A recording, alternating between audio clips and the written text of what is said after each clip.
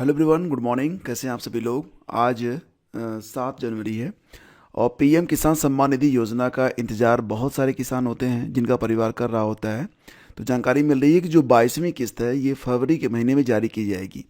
तो आसपास के लोग होंगे आपके जो इस किस्त का इंतज़ार कर रहे हैं।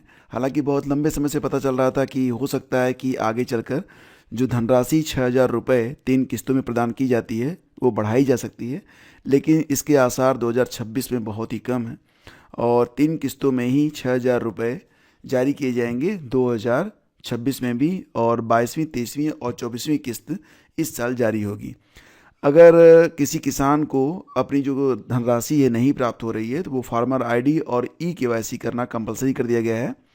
आपको करना बस इतना है कि ये जो ऑफिशियल वेबसाइट है इसको आप ओपन कर लीजिए pmkisan.gov.in, और यहाँ आप देखेंगे नो योर स्टेटस पर क्लिक करके अगर आप चाहें तो आपकी क्या पोजीशन है रजिस्ट्रेशन नंबर डालकर आप चेक कर सकते हैं।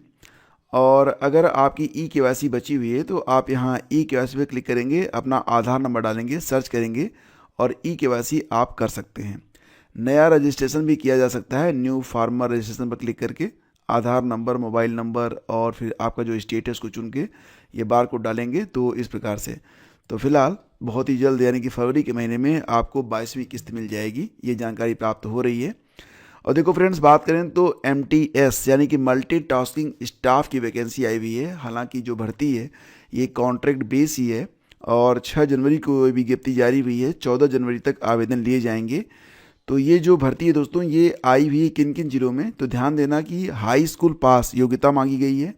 आप केवल हाई स्कूल पास हैं। काम क्या रहेगा, तो बस यही है कि जो पत्र है, फाइल है या जो काम आपको दिया जाएगा वो आपको करना पड़ेगा, ऑफिशियल वर्क रहेगा। और सैलरी मिलेगी कितने, तो मानदेय पर आधारित ये भर्ती है, तो 10,000 से लेकर 20,000 के बीच में। फिलहाल तो शुरुआत आपकी लगभग 12,000 रुपये महीने से की जाएगी। उम्र सीमा 18 से 45 साल के बीच में होनी चाहिए। और रही बात ये कि भर्ती कहाँ कहाँ पर है, तो जालौन है, जौनपुर है, सीतापुर है, चित्रकूट है, यहाँ पर आपको भर्ती मिलेगी। तो कैसे आवेदन करना है, सेवा योजना पोर्टल पर जाकर आप आवेदन कर सकते हैं। बाकी जानकारी आपको हमारे टेलीग्राम चैनल स्टडी विद ज्ञान प्रकाश पर और ये नोटिफिकेशन भी शेयर कर दिया गया है। दोस्तों बात करते हैं शिविर कार्यालय शिक्षा निदेशक बेसिक की ओर से ये नोटिस जारी की गई है जिसमें कहा गया है कि जो जूनियर हाई स्कूल यानी कि एडेड जूनियर हाई स्कूल में प्रधानाध्यापक और सहायक अध्यापक परीक्षा हुई थी 2021 में, जिसका संशोधित परिणाम जारी हुआ था सितंबर 2022 में। तो कह रहे हैं कि अब इसकी जो है डॉक्यूमेंट वेरिफिकेशन वाला जो कार्यक्रम है इसको तय कर दिया गया है। तो काउंसलिंग और डॉक्यूमेंट वेरिफिकेशन का काम जो है ये होगा 12 जनवरी से शुरू हो जाएगा। आप देख पा रहे हैं तो सहायक अध्यापक, प्रधानाध्यापक और अलग अलग विषयों के लिए यहाँ पर पूरी सूची जारी कर दी गई है। तो ये जो कार्यक्रम है कब तक पूरा होगा, तो 12 फरवरी तक ये कार्यक्रम चलेगा। इसके बाद नियुक्ति पत्र भी आपको प्रदान कर दिए जाएंगे। लेकिन दोस्तों इसी बीच एडेड जूनियर शिक्षक भर्ती पर 2 याचिकाएं और कोर्ट में पड़ गई हैं। यानी कि फिलहाल तो अब शासन की ओर से ये जो कार्यक्रम है इसको फाइनल कर दिया गया था कि अब काउंसलिंग करा के नियुक्ति दी जाएगी। लेकिन अब जो है यहाँ पर 2 मामला जो है फंस गया है। और मामला क्या फंसा है, बहुत तगड़ा फंसा हुआ है, क्योंकि कोर्ट ने अगली सुनवाई के लिए 12 तारीख की तिथि रख दी है। और ये भी है कि उन्होंने सरकार से 3 दिनों में इस पर जवाब भी मांगा है। तो क्या मामला है, देखो दोस्तों एग्जैक्टली मामला ये है कि एडेड जूनियर हाई स्कूल भर्ती में चूक, 60 अभ्यर्थियों की काउंसलिंग तिथि ही है गायब। तो ये तो मामला बन रहा है एडेड जूनियर हाई स्कूल भर्ती में चूक वाला। तो इनकी जो डेट है ये तो डाल दी गई है, 2 फरवरी को इनकी जो काउंसलिंग है वो करवाई जाएगी, आगे मैं आपको बताऊंगा। लेकिन जो याचिका पड़ी है वो किस मुद्दे पर पड़ी है, तो आप यहाँ पर देख सकते हैं एडेड जूनियर हाई स्कूल में नियुक्ति प्रक्रिया को चुनौती दी गई है कोर्ट में। तो अशासकीय सहायता प्राप्त जूनियर हाई स्कूल में प्रधानाध्यापक और सहायक अध्यापकों की नियुक्ति प्रक्रिया को इलाहाबाद हाई कोर्ट में चुनौती दी गई है इस आधार पर कि 3 नवंबर 2025 के सर्कुलर और काउंसलिंग के लिए जारी की गई अनंतिम सूची में अनुसूचित जाति को 21%, अनुसूचित जनजाति को 2%, ओबीसी को 27% और 10% वर्टिकल ऊर्ध्वाधर आरक्षण और दिव्यांगों, महिलाओं, स्वतंत्रता संग्राम सेनानी के आश्रितों को हॉरिजेंटल आरक्षण नहीं दिया गया है, जिससे वे नियुक्ति पाने से वंचित हो गए हैं। याचिका में यह भी कहा गया कि विज्ञापन में रिक्त पदों की संख्या और आरक्षित पदों का कोई विवरण नहीं है, जो कि आरक्षण नीति का खुला उल्लंघन है।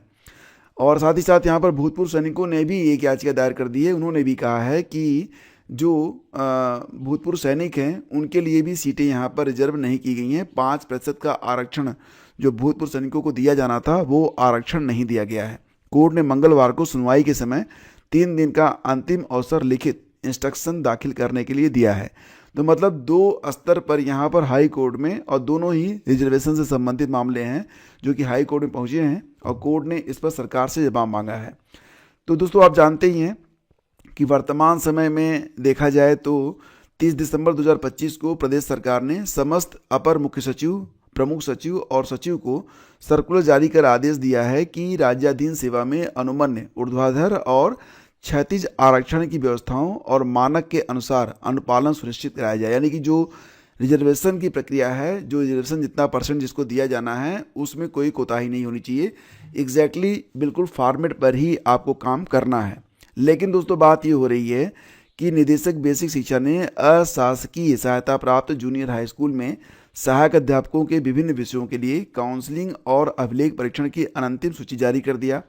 अब यहाँ पर कहा यह जा रहा है कि जो सूची जारी हुई है उसमें आरक्षण का जो नियम है उसके मुताबिक सूची जारी नहीं हुई है। तो आप यहाँ पर देख सकते हैं, अब यहाँ पर 2 लोग यानी कि 2 कैटेगरी के लिए बात हो रही है कि एक जो पहली याचिका पड़ी है कृपा शंकर सहित 50 अन्य की याचिका, इस मामले में ये कहा गया है कि जो SC ST OBC और जो दिव्यांग वगैरह महिलाओं वगैरह के लिए जो आरक्षण होता है वो आरक्षण नहीं दिया गया, रिक्त पदों की संख्या और आरक्षित पदों का कोई विवरण नहीं दिया गया। तो ये मतलब इस पर सरकार जवाब दे। दूसरा है भूतपूर्व सैनिकों ने भी कहा है कि उनको भी आरक्षण नहीं मिल पा रहा है, तो जो 5% का आरक्षण को मान्य किया गया है तो उनको क्यों नहीं दिया जा रहा है। अब इस पर जो है 2 याचिकाएं कोर्ट में पड़ गई हैं। अब दोस्तों ये जो भर्ती है ना, पता नहीं किस मुहूर्त में निकली थी, पता नहीं, लेकिन जो कुछ भी है बहुत ही मतलब लगता है ना कि किस प्रकार से इस पर जो अधिकारी हैं काम कर रहे हैं कि बार बार लूप होल छोड़ रहे हैं, बार बार लोगों को कोर्ट जाने का मौका मिल रहा है, बार बार भर्ती जो है वो अटक रही है।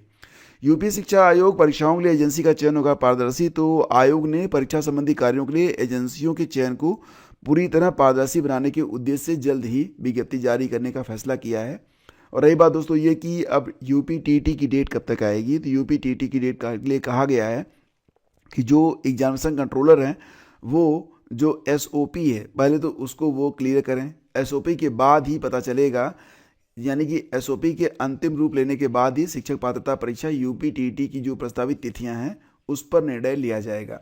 और इसके बाद ही जो 30,000 पदों पर TGT PGT की भर्ती होनी है इस पर जो है प्रक्रिया आगे बढ़ाई जाएगी। तो मिला जुला कर ये है कि अब SOP के बाद ही जो प्रक्रिया है वो आगे बढ़ेगी। बेसिक शिक्षा परिषद के उच्च प्राथमिक विद्यालयों के कुल 29,334 पदों में से जो 1700 से अधिक पदों पर जिलेवार चयन सूची 22 जनवरी को जारी कर दी जाएगी।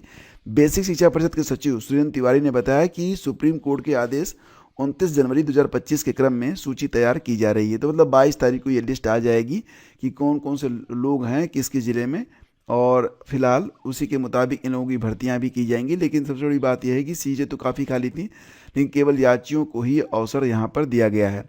दोस्तों आगे बढ़ते हैं। कुछ दिन पहले मैंने आप लोगों को एक वीडियो बना के दिया था जिसमें मैंने आपको बताया था कि जो रिजर्व कैटेगरी के एस्पिरेंट होते हैं, जैसे कि आप SC ST OBC कैटेगरी के हैं और अगर आपका अंक जो है वो जनरल कैटेगरी से ऊपर है तो आप जनरल की सीटों पर आप अपनी जो है दावेदारी कर सकते हैं। और सुप्रीम कोर्ट ने ये बात कही थी, हालांकि इस पर बहुत सारे लोगों ने आपत्ति भी जताई थी, लेकिन सुप्रीम कोर्ट ने ये कहा कि बात ये है कि यहाँ पर ना तो किसी को डबल बेनिफिट मिल रहा है और क्योंकि हर व्यक्ति एक ही सीट ले रहा है, और जनरल सीटें फॉर ऑल होती हैं, नॉट ए कैटेगरी वाइज, मतलब ये अनारक्षित सीटें होती हैं, जिसकी भी मेरिट ऊपर जाएगी वो इन सीटों पर आ सकता है। लेकिन एक दूसरा फैसला भी हाल ही में आया है और इस फैसले में सुप्रीम कोर्ट ने ये कहा है कि एक बार अगर आपने आरक्षण का लाभ ले लिया तो दोबारा से आपको आरक्षण का लाभ नहीं दिया जाएगा। मान लेते हैं कि प्री की परीक्षा है और प्री की परीक्षा में आपने आरक्षण का लाभ लेते हुए प्री की परीक्षा पास की है, तो अब अगर आप अपनी कैटेगरी में ही सिलेक्ट नहीं हो पाते हैं फाइनल रिजल्ट में तो आपको जनरल सीटों पर मौका नहीं दिया जाएगा, ये बात कही गई है। तो सुप्रीम कोर्ट ने मंगलवार को कहा कि संघ लोक सेवा आयोग की परीक्षा में आवेदक ने यदि एक बार आरक्षण का लाभ ले लिया है तो वह सामान्य श्रेणी की सीटों पर नियुक्ति पाने का अधिकारी नहीं होगा, भले ही उसका कुल अंक सामान्य श्रेणी के उम्मीदवार से अधिक हो, मतलब वो रहेगा अपनी कैटेगरी में ही। शीर्ष अदालत ने कर्नाटक हाई कोर्ट के फैसले के खिलाफ केंद्र सरकार की अपील स्वीकार करते हुए फैसला दिया है। जस्टिस जेके माहेश्वरी और विजय बिश्नोई की पीठ ने भारतीय वन सेवा यानी कि IFS के अनारक्षित कैडर में एक अनुसूचित जाति के उम्मीदवार की नियुक्ति की मांग पर विचार करने से इनकार कर दिया, क्योंकि उक्त आवेदक ने आरंभिक परीक्षा में आरक्षण का लाभ उठाया था।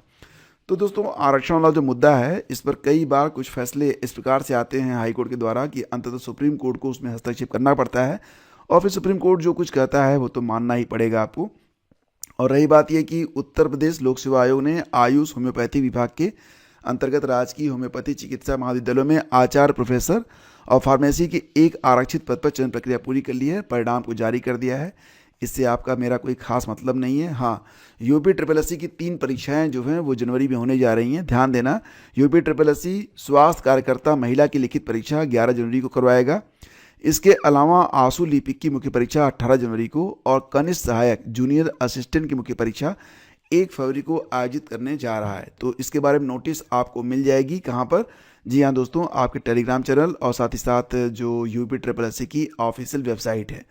पुलिस भर्ती में जो परीक्षा होगी दोस्तों, ये ऑफलाइन होगी। 2 घंटे में आपको 150 प्रश्नों के उत्तर देने होंगे। इसमें सामान्य ज्ञान, सामान्य हिंदी, संख्यात्मक और मानसिक योग्यता, अभिरुचि, तार्किक क्षमता से संबंधित 150 सवालों के जवाब देने होंगे। कुल समय रहेगा 2 घंटे का। आपको पता है कि वर्तमान समय में 32,679 रिक्त पदों पर फिलहाल भर्तियां जो हैं वो चल रही हैं। तो फ्रेंड्स, ये थी आज की पूरी अपडेट। और पुनः आपको बता दें कि जो अभ्यर्थी छूट गए हैं आपके जूनियर एडेड शिक्षक भर्ती में, उनके लिए डेट तो लग गई है कि 2 तारीख को उनका जो काउंसलिंग है वो करवाई जाएगी, लेकिन मामला कोर्ट में भी है। अब देखना ये होगा कि कोर्ट में मामला क्योंकि गया हुआ है तो इसके बाद अब क्या प्रक्रिया सामने आती है। दोस्तों, हाल ही में बहुत सारे बच्चों ने ये कमेंट किया कि सर हमारी जो परीक्षा है बहुत ही निकट है, हमारे पास समय बहुत कम बचा हुआ है, तो अगर अब से आपका जो पेड ग्रुप है उसको ज्वाइन करें तो क्या हमको बेनिफिट मिलेगा? मैं कहता हूं दोस्तों कि अगर आप बिल्कुल ना पढ़े तो क्या आपको बेनिफिट मिलेगा, और अगर आप कुछ पढ़ रहे हैं तो क्या आपको उसका बेनिफिट मिलेगा?